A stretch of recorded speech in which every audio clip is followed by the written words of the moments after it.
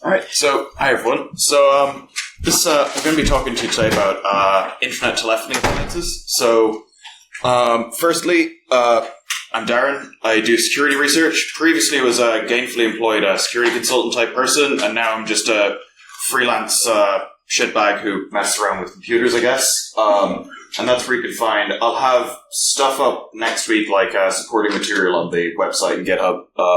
So that's the web address and all that for all that. So yeah, there's a bit of a backstory to how this talk became and this project became a thing. So after I was done with last year's kind of being a little bit unfair to Cisco, I heard this rumor about somebody selling a NetBorder remote root ODE on one of those really sketchy, shitty, like, Onion forums. And the seller was... It's your homepage, isn't it? What? It's your homepage. Don't tell them that. So they were offering this exploit for 80k, and then they were offering SS7 access, or like SS7 network access for 10k a pop. And I was like, this seems like an interesting rumor to follow up on, but because I don't have 80 grand to, throw around, I thought it'd be funnier instead to like go find the product, download it, reverse engineer it, and see if I could find it myself for free. So I end up in this like wild adventure. It turns out that these products are so badly put together that it's like the OWASP top 10, but as like a product offering. So ended up with a bunch of different full chain exploits to go from unauthenticated internet user to remote root on a bunch of products by this specific vendor, Sangoma. So also, because this vendor is really crap at handling disclosures, and I really can't be fucked sending bug reports to a random Gmail address on their wiki, which just doesn't seem like the best, disclosure route, and because they've ignored responsible disclosure attempts from other people last year, you guys are all the first to hear it.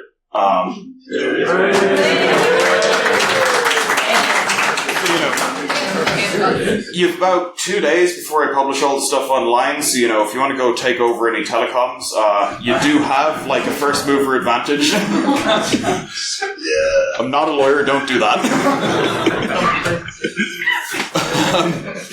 So I picked a bunch of these target products from Sangoma, because I noticed a bunch of the products were similar, and also because they were the ones I was able to download from the vendor's FTP server where, they offer their software up for downloading.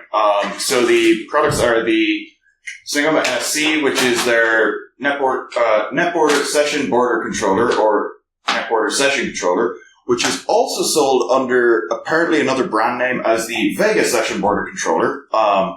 And I suspect they have a few other different white label brands for their products, because I've looked around at similar products and they all kind of look the exact same, so I think they're just kind of rebranding it and, there's also their NetBorder Transcoding Gateway, their SS7 Media Gateway, their VoIP Gateway, and their Video MCU.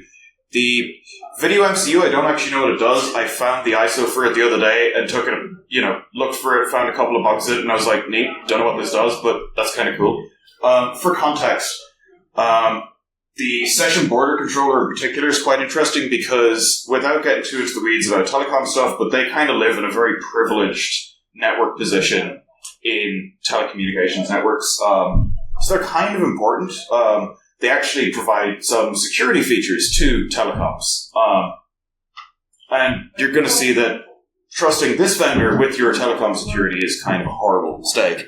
So we'll crack on into the good stuff. The general process as to how I went and found the bugs was, step one was just wget everything from their FTP server, and then install all the appliances in VMs, and then figure out how to get SSH access to the appliances so I could, start the process of, looking for bugs. Now, in this instance, it was easy. There was no jailbreaking needed. You could just SSH in and get a shell, and, start working from there.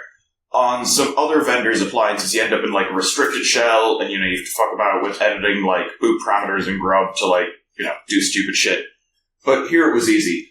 The next step was starting, doing basically code review and config review on these appliances.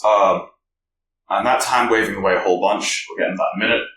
And then the kind of biggest step that took most of the time was basically looking at their web interfaces, fucking around with Burp, using PSpy64 to like hunt for command injection issues, etc., etc. That was kind of the process, and you're going to see that not much more work than that was needed for any of the fun. Were they hard to virtualize? No, they just ran in VMware. There was no... So, with some appliances, it could be a real pain in the ass to, like, virtualize them. But luckily with these, they were just ISOs, you could just boot them. With another vendor whose stuff I'm looking at, their stuff is an absolute nightmare to get working without, like, calling their customer support. Because I'm not one of their customers, I can't do that. The examining config files bit actually does that's kind of... It's a big heavy lifting statement because, just look at all the config files and see if there's any problems. You'll spend hours.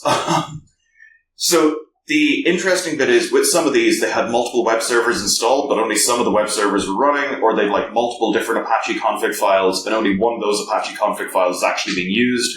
So there was a lot of time spent like figuring out which process is the web server and which of the fucking config files the web server is actually using and which one it's not actually using. Because a bunch of them, like, a lot of their appliances shipped, like, dormant services because they literally just copy and paste crap from their other stuff and switch stuff off as needed.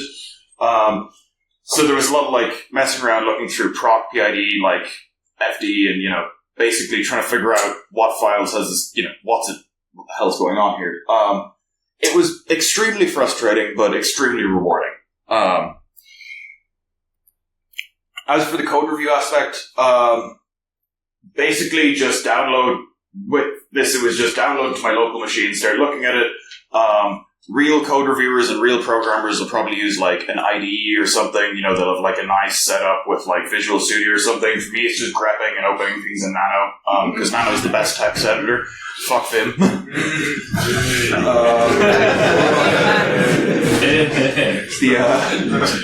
For other appliances, I've looked at in the past, this step of code review is involved like decompiling stuff and disassembling stuff, but in this case, luckily enough, all the relevant to my interest code was in PHP and Python. There was nothing obfuscated, there was no magic needed,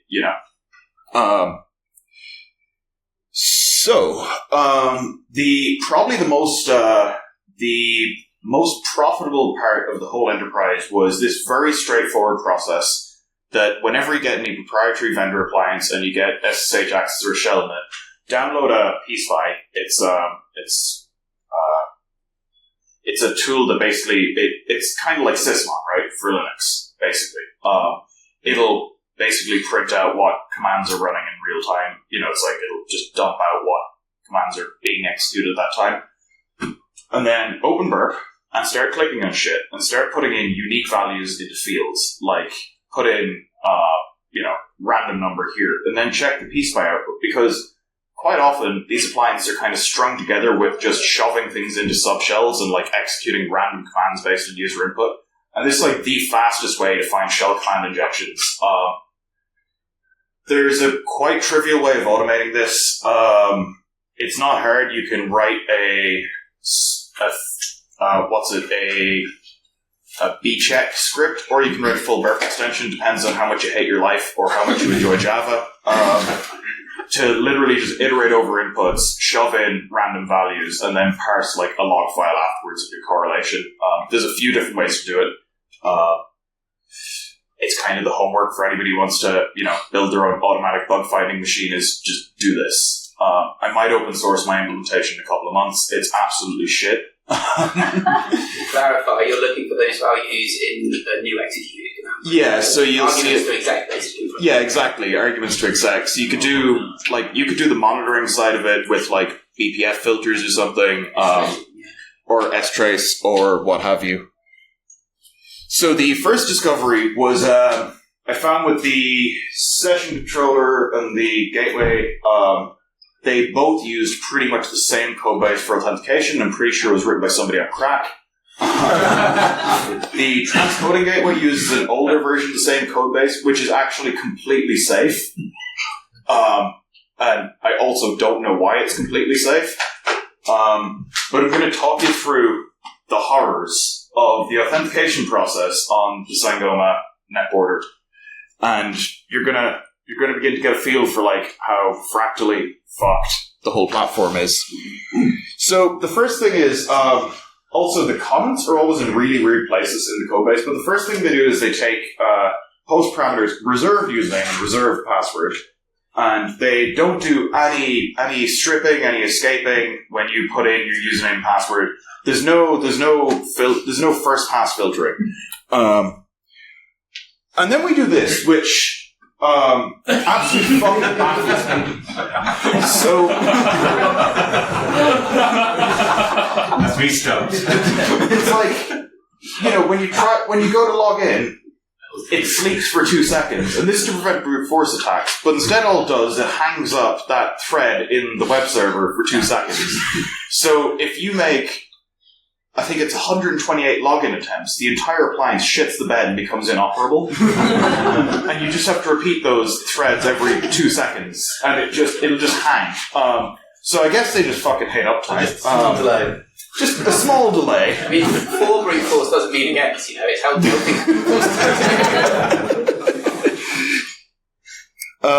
And then they do this, and unfortunately, the only way I could really step through this with a screenshot of code, and I know that's kind of horrible to look at, but what happens is they take this binary, right, or in what it really is a Python script, and they load in their own custom version of shellexec from this shellexec.class.php, and then they go, okay, we're going to run this command, sng user management. And then they take the password that you put in, they take your username, they use your username as an AES key to encrypt the password. So, I mean, that's a whole fucking thing over there. And then they construct this command line string, putting in the username and the encrypted password, with -- action equals login, -- user, username, -- encrypt password, the password. They execute that, and then they check if the return code of this command they've ran is 0, you're logged in. Otherwise, get fucked. So, yeah, so how it all works is we're going to take the username and password from the post request. We're not going to do any fucking checks. We're going to put in a sleep delay for 2 seconds, because, we're going to encrypt the password, and then we're going to stick it in a command line. And then, if that command exits with return code of 0, you're in. Otherwise, any other return code, get fucked. So I started to look at the custom shellexec implementation, and all it does is it repeatedly calls escape shell CMD on inputs and does a couple of slightly tricky string parsing things. So that's what the command that's executed looks like. It's action use login, user blah blah. The escaping in place. So the first thing that I started thinking of was argument injection. When I saw this, I was like, okay, they're calling escape shell CMD. So we're not going to be able to stick in backtick, run whatever. So I was thinking, maybe we can put in some arguments and make it forcibly return 0. But because of the escaping, we can't use spaces. And this, it turns out, is where I tripped over somebody else's bug from 2018 and 2019, which they reported both times, and variants had been fixed. Hence the escaping that deleted the ability to put in spaces. That was the wonderful people at AppSeco who had reported similar issues. So the escaping that had been added to deal with their bugs cleaned out, the use of space to do argument injection. However, tabs and spaces happen to be the same thing as far as your shell is concerned. So they've removed your ability to put in spaces, but you can shove in a tab, and fucking we're off to the races at that point, boys. So in 2019, they injected -h called a help function, and in 2019, calling for help gave you that return code of 0. It doesn't do that anymore. However, today, if we do -a info, it'll return that 0 exit code that lets us in. So if we put in the username field, root, tab, -a, tab, info, and any password you want, just whack the enter button, you're in. So this is the small Python snippet that gets you in. So less than 10 lines to bypass off on a whole bunch of their products. Have fun. Super sophisticated exploit writing here, The next step, obviously, is getting code execution. So these wonderful people just take host parameters and just chuck them into system. So if you send to when you're logged in, if you send a post request to one of the pages with the parameter interface, they just don't do any escaping on that. They don't even use their fancy custom escape shell CMD crap. They just, yeet it straight in the system. So there is an immediate post-auth. Once you bypass the auth, you get straight away, there's an instant, easy route to code execution. As an unprivileged user, I might add. But we're going to get to the next bit. So you combine this with the last shitty piece of Python, and you have a full, remote code execution for because, you just send your command to the machine after, bypassing the login, and Bob's your uncle, you're off to the races. So at this point, you have a shell as user webconfig, which is basically just a renamed Apache user. So you're like, not a very privileged user, kind of. However, the webconfig user is in the sudoers file, and the sudoers file is quite possibly one of the most amazing things I have ever seen. Like, the amount of commands the unprivileged user can run as root is incredible. It's like every time something didn't work, they were just like, fuck it, we'll just give it sudo privs for that. So it's like, we've ended up with there's like this whole magical wonderland of ways to get root at this point, and we'll just go through a couple of examples. It really is kind of a choose your own adventure, though, and it's actually a great learning thing just to go through all the options and be like, oh, how would I get root if I sudo access this command? So they, for some reason, give you sudo access to the command nohop, so you can just, call a shell straight away, okay, might as well have just given you, sudo su at that point. But also, they give you sudo access to yum, and there's a very standard GTFO bins method to get a root shell from that. They also give you sudo access to tar, and there's a very simple way to get root using sudo with tar. So you get, guess what? Another root shell. They also give you sudo access to PHP.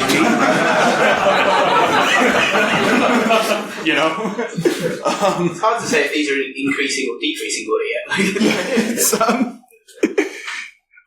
And OpenSSL. That actually took a slight bit of effort, because there's no compiler on the box, so I did have to, put in, the mildest bit of effort. But you can also use for some reason they allow you to do sudo OpenSSL, so you can just load in a custom engine shared object, and get a shell that way. Which sudo hardening for the myself flag don't spawn some shell. It's like they could. You'll get to the config file in a minute. I had to put in 3 different screenshots. It's so fucked. They also give you sudo access to the command service, and it turns out that'll also give you a shell. And then there's a bunch of others. So the screenshots kind of, but this isn't even the full list of commands you can run with root privileges as the webconfig user. This is literally part 1 of 3. So you can run everything from cat, mv, cp, zip, tcp dump, sed, tail, nets, shutdown, service, chown, chmod, whatever. And yet there's more.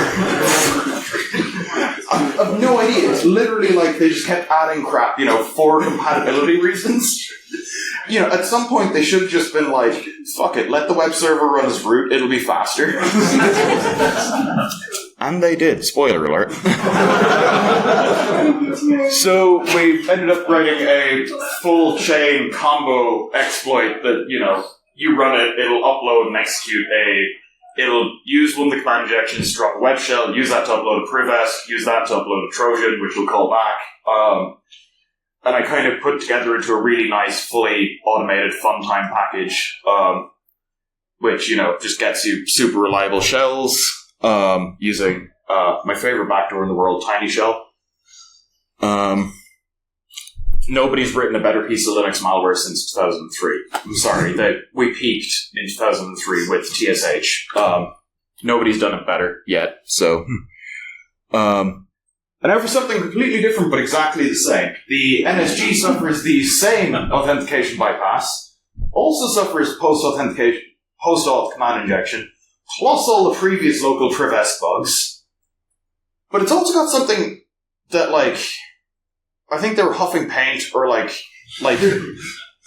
eating lead, or, something that day in the development shop, because there are some things that you'll see.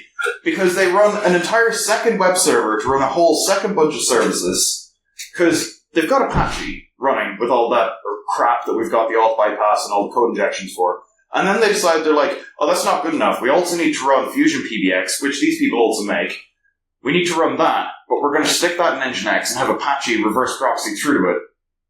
But for various reasons, we're going to modify Fusion PBX to do some absolutely demented things. And you'll see in a minute what I mean by absolutely demented. So, in Fusion PBX, in the checkoff.php, they patched in this very questionable piece of programming, where if the request parameter embedded is set, it just sets your session username to superadmin and your session groups to admin, member, and superadmin. It just goes, if $embedded equals true, you're the admin now. Fucking compatibility. It's I was questioning my sanity when I saw this, why? Sorry, how many customers does They're these people have? quite a large company. We have to assume that they've been breached already. Their products. Yeah. This is absolutely horrendous. When was this code written? Can you tell? So there are comments all over the place for it. There's code dating back to 2006. There's code Obvious, yeah. There's code Anything from recent? last year. The latest version of their product was pushed out 2 months ago, and it's also still completely fucked. Also, it's got to be made of people just off the streets. They can't have any coding standards or design. Well, when you see a comment saying echo session username, you have to assume that they don't even use an IDE. Yeah, it's they don't know how to debug, so it's quite scary. Let's find what's debug from. I don't know what a debugger is. It's like either so, and a lot of this code's quite old and new mashed together. So it's not like I can say, they just asked ChatGPT to write them a telecoms product. This is somebody sat down and wrote this, decided they were proud of it, and decided to build a company around it. To clarify on the scope of it, it's not the customers, it's what the customers are doing with that. Those devices are sitting on SS7 potentially on one side too. Yeah. They're in the walled garden where you can just redirect SMS messages from anyone in the world. At that point, that's the thing. These are privileged telecoms positions. If you compromise one of these devices, you could, because the way S7 networks work, to kind of gloss over a bunch, you can now do stuff like SMS interception or call hijacking, tracking people, all sorts of terrifying nation-state shenanigans are now yours. Because somebody can't program in PHP, apparently. You might wonder, by the way, what checkoff.php is used for. And I'm glad you asked. Yeah. Because it's used for this other thing called vexec.php, which checks if the group is superadmin, which we already have superadmin from the $embedded equals true thing. And it goes access granted as a comment. Otherwise, it'll echo access denied and exit. PHP exit doesn't do shit in PHP, so I'm not really sure what they were getting at here.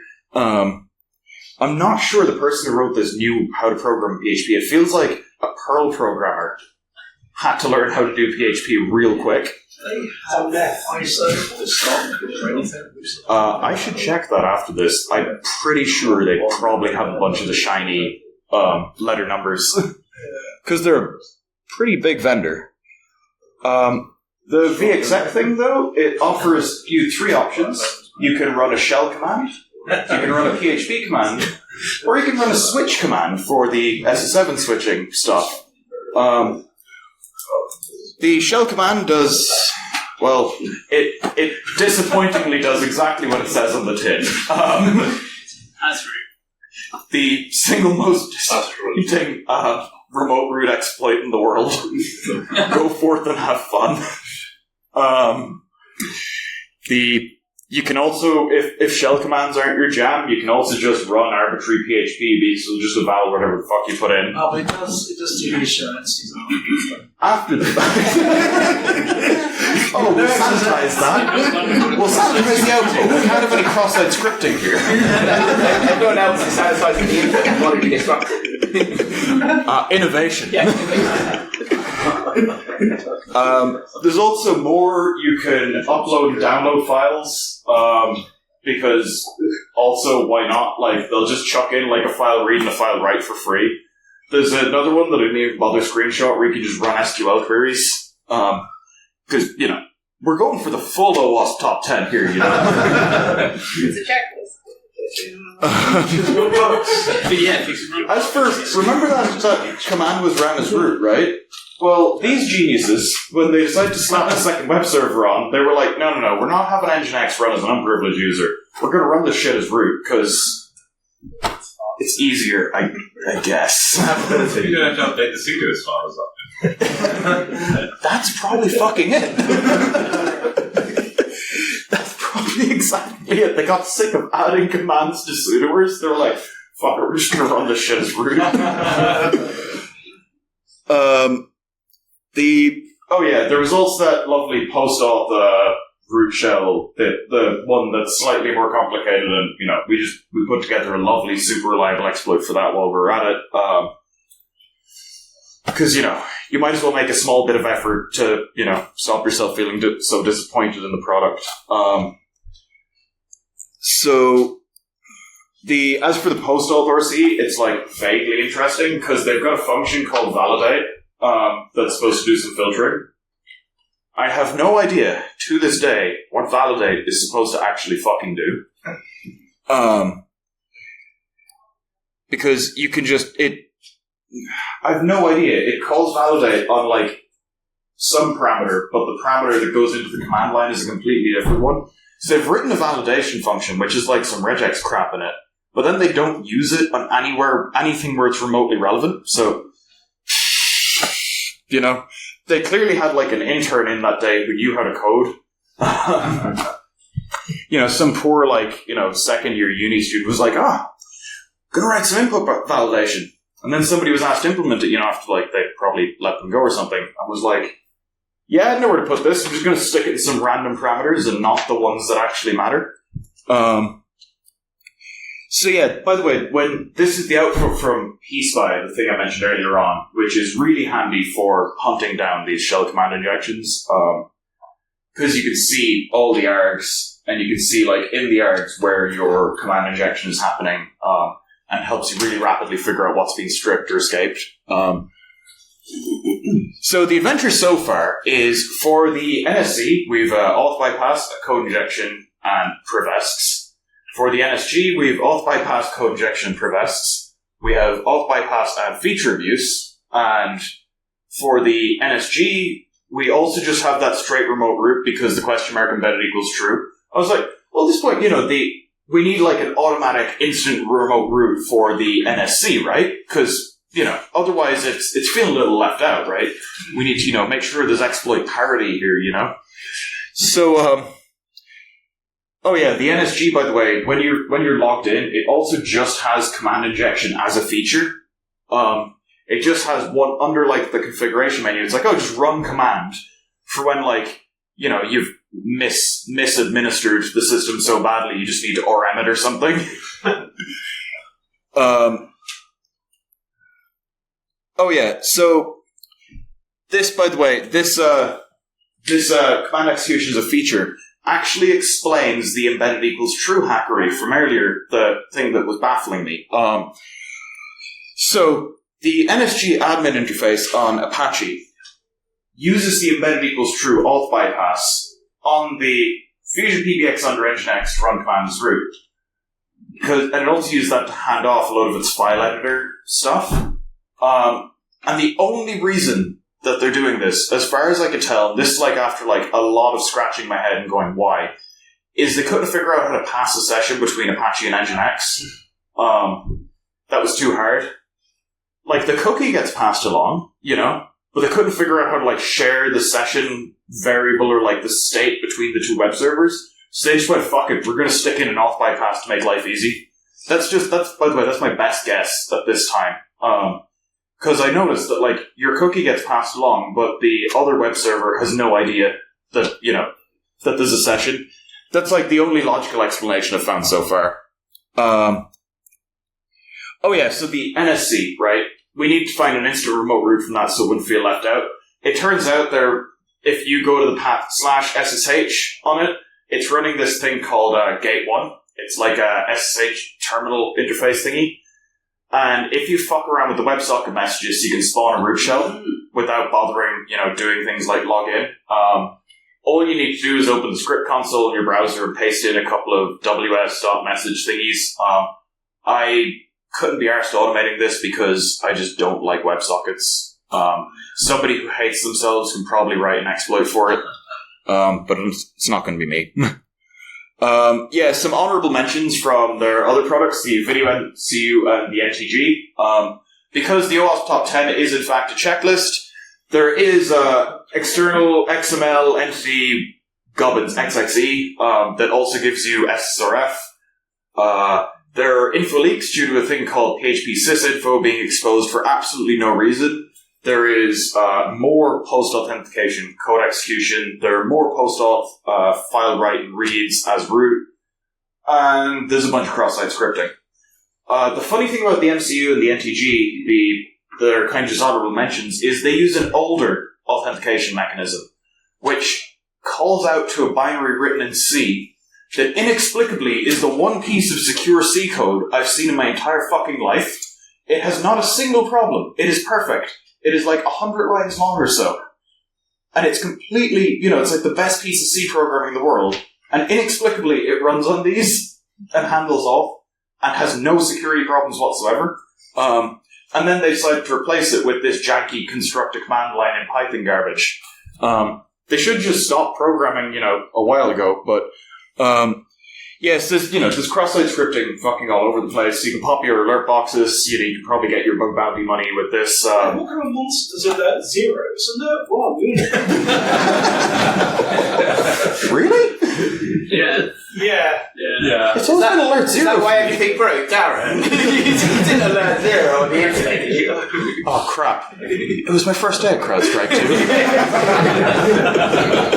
I don't work for CrowdStrike Anymore.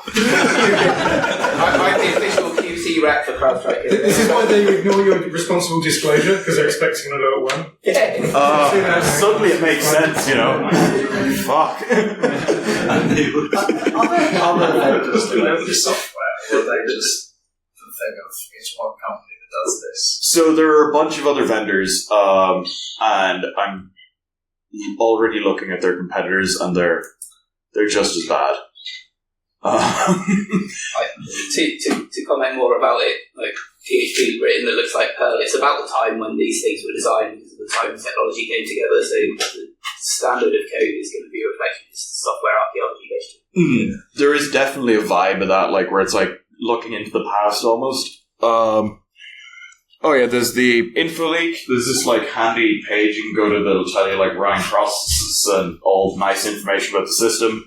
And I just thought that was nice. They were like, we got to finish that checklist, lads. Of, you know, we got to put in sensitive info leak somewhere. We've got the XXE. We've literally got the most textbook XXE. It's actually really interesting because it's like they implemented the example XXE almost. There's no hard work or effort going in. It's like, here is buggy SOAP interface, you know, from like, what's that thing? It's like damn vulnerable web app or something. That's kind of the vibes I'm getting off it.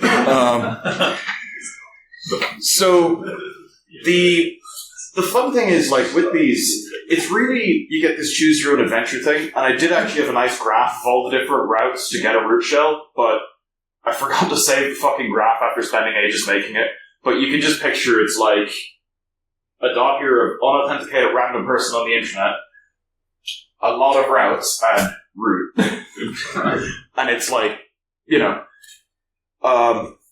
you can literally mix and match the bugs, though, and that's actually where it kind of gets interesting from a, if you were a threat actor type, you could pick your combo of the day to avoid your exploits being fingerprinted, because you could just pick a slightly different one from, like, the 20 different variations, which would probably give, like, threat intelligence people a really hard time, because they'd write a signature for one and it'd never show up again, because you'd be using the slightly different one. There'd be some person writing snort rules, you know, smacking their head off the desk. The impact of this is, well, they're in really quite privileged positions in telecoms and telephony networks. The session border controller specifically has, like, a security function for preventing, like, a bunch of fraud and abuse stuff. So they're kind of important. And you would think, don't put these in the internet. And I was told by somebody else, oh, these are never exposed to the internet. Well, it turns out you can actually check with Showdown or census searches. And no, these fucking are exposed to the internet all the time by all sorts of interesting people. There is some evidence of in the wild exploitation of some issue in them, and it's probably not even one of the bugs that I've told you about, because there's about 20 different bugs that I haven't found yet. There is some evidence of exploitation, though, because there has been an uptick in weird incidents of SS7 abuse that could be linked to somebody hacking, doing shenanigans. And yeah, like, it's ripe for abuse. You know, there's a lot of risk. There's a lot of potential shenanigans that can happen.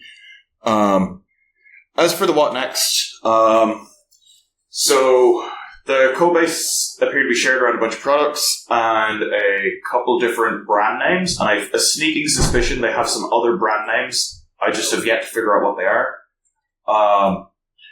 A brilliant introduction to cybersecurity project would be doing a audit of some of these products.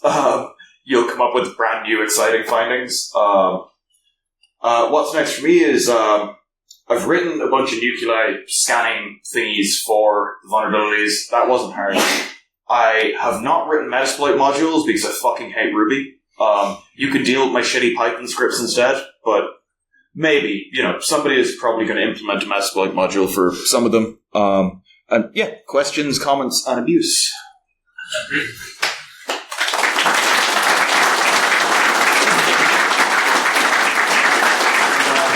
anybody works for a telecoms company, I'm just going to run. Yeah, I guess. Have you tried that? Have you tried just, even though it didn't have a lot of success, have you sent it like no, somebody else did last year for different bugs and was ignored repeatedly. you should still send this. I'll probably send some on Monday. I'll give everyone here a head start. Yeah. I just want to say thank you for making everyone in this room feel much better about their job security. It almost feels like someone broke into the systems in the early 2000s and just made all this shit. Like, we have plenty of actors to work with, and they just left it unchecked. There's probably some NSA guy who's like, shit, we've nothing to do here. I think we can blame God for putting the simpler times before the more complicated times. Consistent. Yeah. I think some of these SBCs on Monday. Can I have the slides? Yeah, I can do one better, and I can give you some of the. I can email you the exploit code on Sunday.